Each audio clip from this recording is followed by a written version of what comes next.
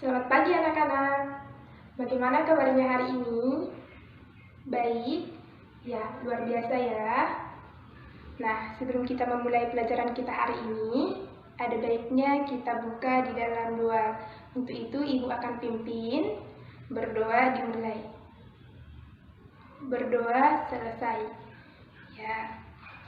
Sebelumnya, Ibu akan absen dulu ya.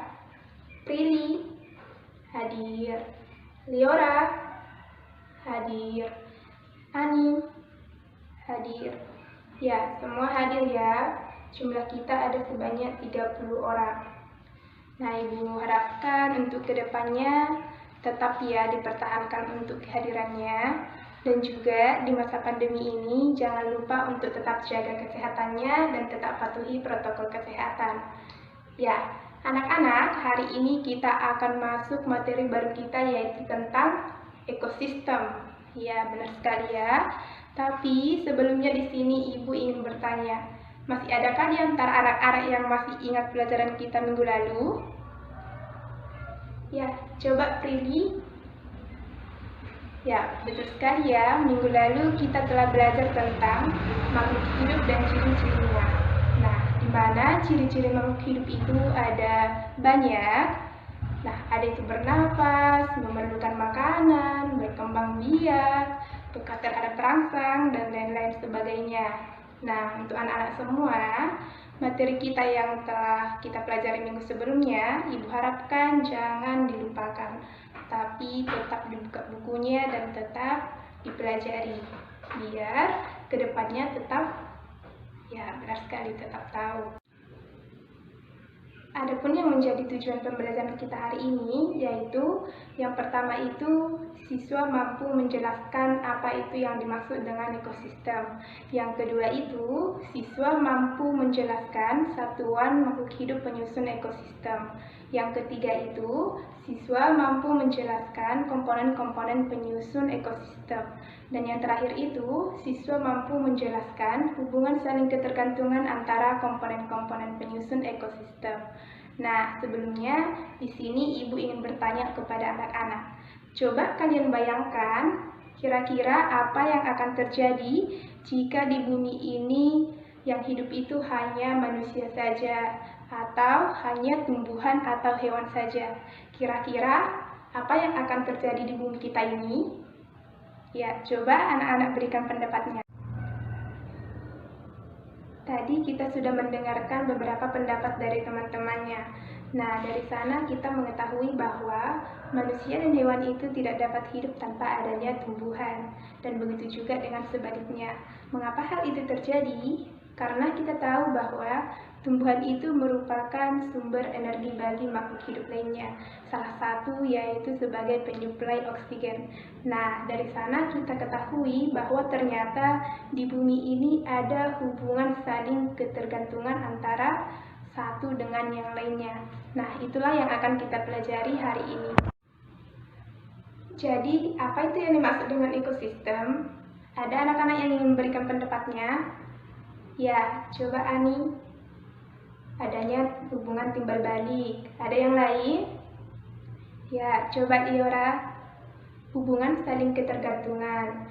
Ya, semua pendapatnya benar ya. Nah, jadi ekosistem itu adalah hubungan timbal balik antara makhluk hidup dengan makhluk hidup lainnya dan makhluk hidup dengan makhluk tidak hidup lainnya yang berada di suatu daerah tertentu. Nah, adapun cabang ilmu biologi yang mempelajari tentang ekosistem ini disebut dengan ekologi. Ekologi ini berasal dari dua kata, yaitu yang pertama oikos yang artinya rumah atau tempat tinggal, dan logos yang artinya ilmu. Jadi, ekologi adalah cabang ilmu biologi yang mempelajari tentang hubungan makhluk hidup dengan lingkungannya. Coba perhatikan slide yang Ibu tampilkan. Nah, di sini ada pun satuan-satuan makhluk hidup penyusun ekosistem. Yang pertama itu ada individu. Individu itu adalah makhluk hidup yang berdiri sendiri yang secara fisiologis bersifat bebas atau tidak mempunyai hubungan dengan sesamanya. Nah, artinya di sini individu itu disebut juga sebagai makhluk hidup tunggal. Contohnya itu seekor ayam, seekor sapi, seekor kerbau, apalagi ya seekor kucing, dan lain sebagainya. Yang selanjutnya itu ada yang dinamakan dengan populasi. Populasi itu adalah kelompok makhluk hidup yang sejenis atau sama yang menempati suatu daerah tertentu. Tadi di sini dikatakan sejenis, berarti contohnya itu ada populasi ayam, berarti lebih dari satu. Yang contoh lainnya itu ada populasi itik, ada populasi bebek, dan lain sebagainya. Nah, yang ketiga itu ada komunitas. Komunitas ini adalah kumpulan dari beberapa populasi yang menempati suatu ruang. Yang selanjutnya ada yang dinamakan dengan ekosistem. Tadi sudah Ibu jelaskan di awal bahwa ekosistem itu merupakan hubungan timbal balik antara makhluk hidup dengan lingkungannya. Yang selanjutnya itu ada bioma dan biosfer. Nah, bioma dan biosfer ini merupakan ruang lingkup yang lebih besar dari ekosistem atau kumpulan beberapa ekosistem yang berada di permukaan bumi. Selanjutnya kita masuk ke komponen-komponen penyusun ekosistem. Nah, komponen-komponen penyusun ekosistem ini terbagi menjadi dua, yaitu ada komponen biotik dan yang kedua itu ada komponen abiotik. Kita akan bahas satu persatu. Yang pertama itu komponen biotik. Komponen biotik itu adalah komponen penyusun ekosistem yang terdiri dari makhluk hidup. Nah, komponen biotik ini terdiri dari 3 bagian, yaitu yang pertama ada produsen, yang kedua ada konsumen, dan yang ketiga itu ada pengurai atau decomposer. Nah, yang pertama itu tadi ada produsen. Produsen itu adalah makhluk hidup autotrof atau makhluk hidup yang dapat menghasilkan makanannya sendiri. Contoh dari produsen ini yaitu tumbuhan. Ya, tumbuhan itu dapat menghasilkan makanannya sendiri dengan cara melakukan fotosintesis, di mana fotosintesis ini dilakukan dengan bantuan adanya cahaya matahari. Ya, benar sekali ya. Yang kedua itu ada konsumen.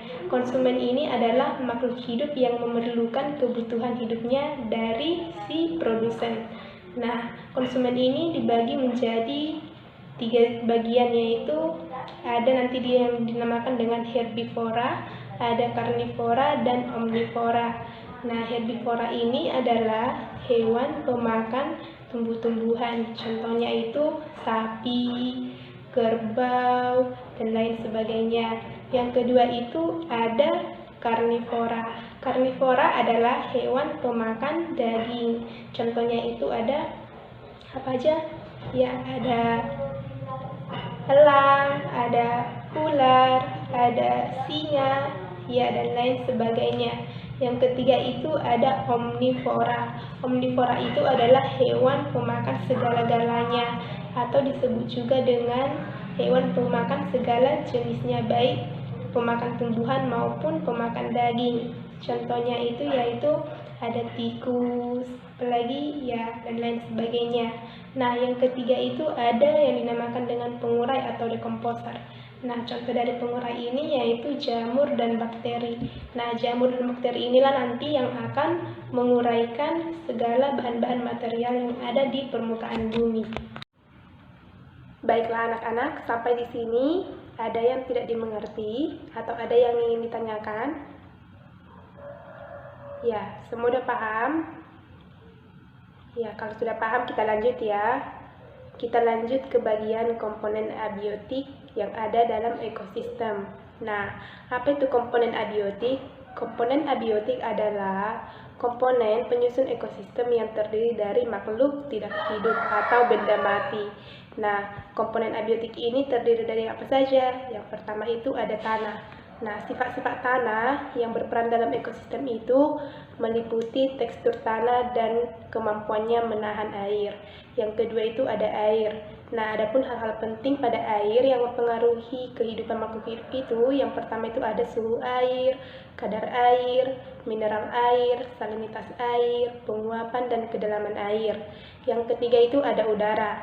Nah, udara itu merupakan lingkungan abiotik yang berupa gas. Nah, udara yang paling penting untuk keberlangsungan makhluk hidup itu ada 3, yaitu ada oksigen, ada karbon dioksida, dan ada juga nitrogen. Yang selanjutnya itu ada cahaya matahari.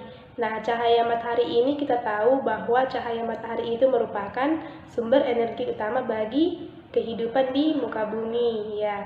Yang terakhir itu ada suhu atau temperatur. Nah, kita tahu bahwa setiap makhluk hidup itu memerlukan suhu optimum untuk kegiatan metabolisme dan perkembangbiakannya. Nah, untuk selanjutnya, Ibu akan membagi kalian ke beberapa kelompok. Untuk kelompoknya sendiri sama seperti minggu-minggu sebelumnya. Nah, jadi di sini anak-anak akan berdiskusi tentang topik yang berbeda mengenai jenis-jenis ekosistem, di mana jenis-jenis ekosistem ini nanti ada yang membahas ekosistem alami dan ekosistem buatan. Ekosistem alam sendiri nanti Ibu bagi menjadi 2, ada itu untuk ekosistem air atau akuatik dan ekosistem darat. Nah, dalam setiap kelompok, Ibu harapkan nanti setiap anggota kelompok tetap aktif untuk mendiskusikannya bersama teman kelompoknya yang lain. Nah, di sini juga Ibu akan memberikan kalian LKPD sebagai panduan kalian untuk mengerjakan diskusi kelompoknya nanti. Nanti setelah selesai berdiskusi, setiap kelompok nanti akan mempresentasikan hasil diskusinya masing-masing di depan teman-teman sekelasnya. Dan teman-temannya nanti Ibu harapkan bertanya aktif tentang materi nanti yang belum dipahami. Baiklah anak-anak, terima kasih untuk setiap kelompok yang telah mempresentasikan hasil diskusinya kepada teman-temannya. Dan juga tadi Ibu lihat semua sudah aktif dalam diskusi kelompok ini. Nah, jadi kita akan sama-sama lagi membahas ulang jenis-jenis ekosistem ini. Walaupun tadi sudah disampaikan temannya supaya semuanya biar makin paham. Nah, tadi jenis-jenis ekosistem itu ada 2, yaitu yang pertama ada ekosistem alami, berarti tanpa campur tangan manusia. Dan yang kedua tadi ada ekosistem buatan atau campur tangan manusia. Nah, ekosistem alami ini dibagi lagi menjadi 2, yaitu tadi yang pertama ada, ya benar ya, ekosistem air dan ekosistem darat.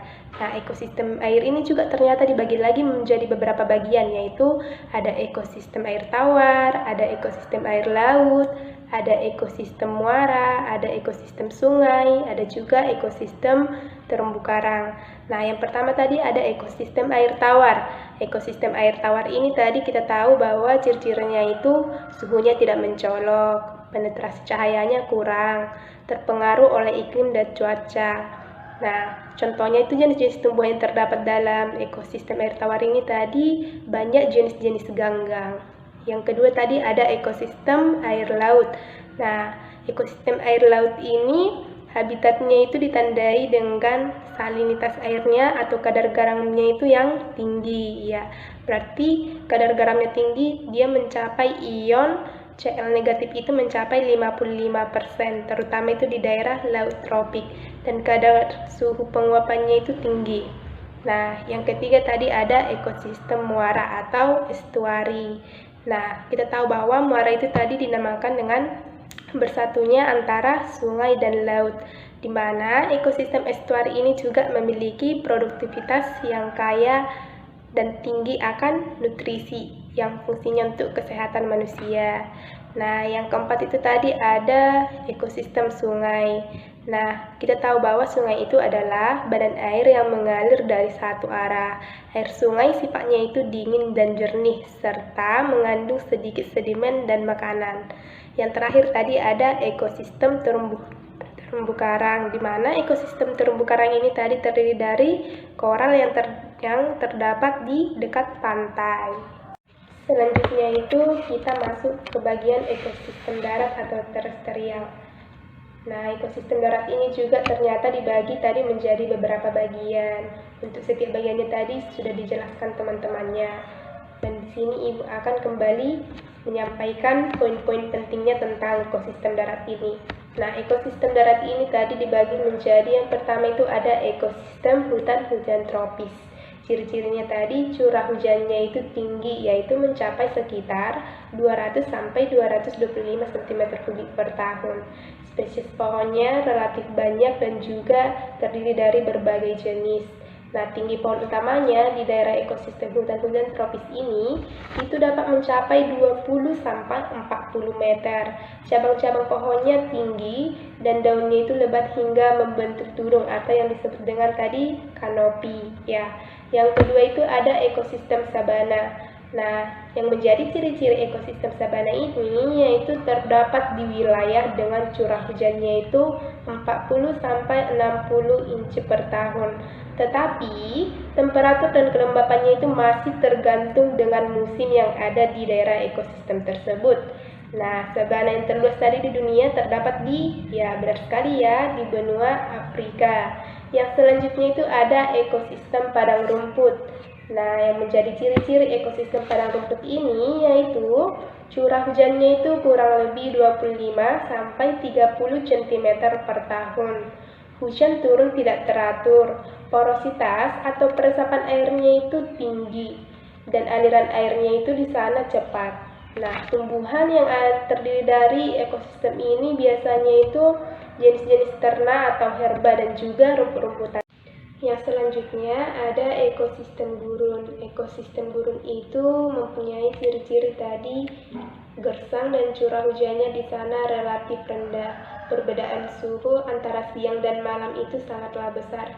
Di gurun juga banyak dijumpai tumbuhan menahun yang berdaun seperti duri, contohnya itu kaktus. Selanjutnya ada ekosistem hutan gugur. Namanya juga hutan gugur, jadi salah satu ciri-cirinya itu yaitu curah hujannya itu merata di sepanjang tahun. Jenis pohon yang terdapat di ekosistem hutan gugur ini sedikit dan tidak terlalu lebat. Yang selanjutnya ada ekosistem taiga. Ciri-cirinya yaitu suhu udaranya rendah di musim dingin. Nah, kita tahu bahwa taiga itu merupakan hutan yang tersusun atas satu spesies seperti konifer, pinus, atau sejenisnya. Yang selanjutnya itu ada ekosistem tundra. Nah, ekosistem tundra itu terdapat di belahan bumi sebelah utara, di dalam lingkaran kutub utara, dan terdapat di puncak-puncak gunung yang tinggi. Pertumbuhan tanaman di ekosistem tundra ini juga hanya berumur 60 hari. Nah, contoh tumbuhan yang dominan hidup di ekosistem ini yaitu sphagnum dan lichen. Selanjutnya itu ada ekosistem buatan. Ekosistem buatan itu adalah ekosistem yang diciptakan oleh manusia yang gunanya itu untuk memenuhi kebutuhan hidupnya. Nah, namanya juga ekosistem buatan, berarti di dalamnya itu ada campur tangan manusia. Adapun beberapa contoh dari ekosistem buatan ini yaitu boleh kita lihat, yang pertama itu ada bendungan, yang kemudian juga ada perkebunan kelapa sawit, ada perkebunan teh, ya apalagi contohnya ya ada sawah irigasi, ada juga ekosistem permukiman seperti di kota dan desa, dan juga masih banyak lagi contoh-contoh dari ekosistem buatan ini. Nah, yang selanjutnya itu ada bentuk-bentuk interaksi yang terjadi di dalam ekosistem. Yang pertama itu ada netral, yang kedua itu ada kompetisi, yang ketiga itu ada predasi, dan yang keempat itu ada simbiosis. Nah, yang pertama itu ada netral. Berarti di sini jika makhluk hidup berinteraksi tetapi tidak mengganggu satu sama lain, berarti interaksi ini disebut dengan netral. Berarti makhluk hidup yang berada di dalam ekosistem tersebut hanya hidup di dalam ekosistem yang sama, namun tidak ada persaingan terjadi di dalamnya atau tidak terjadi mangsa-memangsa dalam interaksi tersebut. Nah, yang kedua itu ada kompetisi. Kompetisi ini merupakan adanya interaksi dua jenis makhluk hidup yang saling bersaing untuk mendapatkan atau memperebutkan sebuah hal yang sama. Contohnya itu apa? Misalnya kita buat kambing dan kerbau. Nah, keduanya ini sama-sama bersaing untuk mendapatkan rumput dalam ekosistem padang rumput. Nah, berarti di antara keduanya ini terdapat kompetisi atau sebuah persaingan. Yang ketiga itu ada predasi. Predasi ini adalah interaksi antara mangsa dan pemangsa dalam sebuah ekosistem. Nah, interaksi ini gunanya untuk menjaga keseimbangan jumlah pemangsa dan mangsa dalam sebuah ekosistem. Kita ambil contohnya itu zebra dan singa. Nah, dengan adanya singa sebagai predator, maka di sini singa berfungsi untuk mengontrol populasi zebra supaya tidak mengalami ledakan populasi yang mengganggu jalannya ekosistem. Yang selanjutnya itu ada simbiosis. Nah, simbiosis ini berarti interaksi antara dua makhluk hidup yang berbeda spesies. Simbiosis ini dibagi ke dalam 3 bagian, yaitu yang pertama itu ada simbiosis mutualisme, yang kedua ada simbiosis komensalisme, dan yang ketiga ada simbiosis parasitisme. Simbiosis mutualisme yaitu simbiosis yang dimana terjadi interaksi antara dua makhluk hidup yang saling menguntungkan. Contohnya itu antara kerbau dan burung jalak. Yang kedua ada simbiosis komensalisme, yaitu interaksi antara makhluk hidup di mana yang satu diuntungkan dan yang satu lagi tidak dirugikan. Contohnya itu ikan remora dan ikan paus. Yang ketiga ada simbiosis parasitisme, yaitu simbiosis atau interaksi antara makhluk hidup yang satu dirugikan dan yang satu lagi diuntungkan. Contohnya itu ada benalu dan tumbuhan inangnya. Baiklah anak-anak, sampai di sini materi pembelajaran kita hari ini. Ada yang ingin ditanyakan atau ada yang masih belum dimengerti? Ya, semua sudah paham? Ya, Ibu harapkan memang semua sudah mengerti atau betul-betul paham, bukan hanya sekedar membilangkan iya, padahal masih ada yang belum tidak dimengerti. Nah, jika ada nanti yang belum dipahami, boleh lagi dibaca-baca bukunya dan dicari sumber-sumber lain. Nah, adapun yang menjadi kesimpulan pembelajaran kita hari ini, yaitu yang pertama itu bahwa ekosistem itu merupakan adanya hubungan timbal balik antara makhluk hidup dengan lingkungannya. Kemudian, adapun satuan makhluk hidup penyusun ekosistem itu terdiri dari ada individu, ada populasi, ada komunitas, ada ekosistem, dan juga bioma dan biosfer. Nah, komponen-komponen penyusun ekosistem itu tadi ada 2, yaitu komponen biotik dan komponen abiotik, di mana komponen biotik ini tadi terdiri dari produsen, konsumen, dan pengurai atau dekomposer. Sedangkan komponen abiotik ini terdiri dari ada cahaya matahari, kemudian ada tanah, ada air, ada udara, ada suhu atau temperatur. Nah, yang selanjutnya itu adapun jenis-jenis dari ekosistem, yaitu ada ekosistem darat dan ekosistem air, dan juga ada ekosistem buatan. Nah, ekosistem darat ini juga tadi sudah dibagi menjadi beberapa bagian, dan ekosistem air serta ekosistem buatan juga dibagi menjadi beberapa bagian, dan semuanya tadi sudah kita bahas secara bersama-sama. Kemudian juga di dalam ekosistem ini juga ternyata terdapat beberapa interaksi yang terjadi antara makhluk hidup yang satu dengan makhluk hidup yang lainnya. Nah, sampai di sini semua sudah paham? Ya, paham ya. Nah, untuk tugasnya nanti di rumah tolong lagi dibaca bagian ekosistem ini dan dijawab pertanyaan yang ada di buku paketnya. Dan untuk minggu depan, jangan lupa untuk dikumpulkan supaya ada untuk nilai tugasnya. Nah, sekian pembelajaran kita hari ini. Kita akhiri dengan berdoa. Berdoa dimulai. Berdoa selesai. Ya, selamat pagi semuanya.